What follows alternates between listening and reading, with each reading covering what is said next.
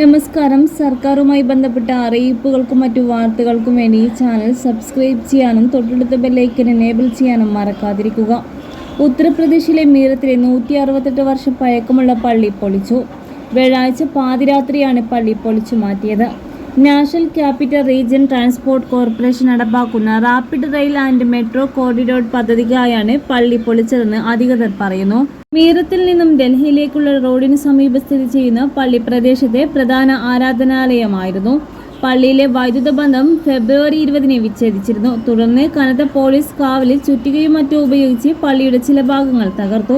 അതിനുശേഷം രാത്രി 1:30 ബുൾഡോസർ കൊണ്ടുവന്നു പള്ളി പൊളിച്ചു കളയുകയായിരുന്നു. 1757 മുതലുള്ള പള്ളിയാണ് ഇതെന്നതിന് രേഖകളുണ്ടെന്ന് പള്ളി കമ്മിറ്റി ഭാരവാഹിയായ ഹാജി സലാഹുദ്ദീൻ പറഞ്ഞു. സംഭവം കടുത്ത അനീതിയാണെന്ന് പ്രദേശവാസിയായ അഡ്വക്കേറ്റ് ഷെറഫ് ഖാൻ പറഞ്ഞു.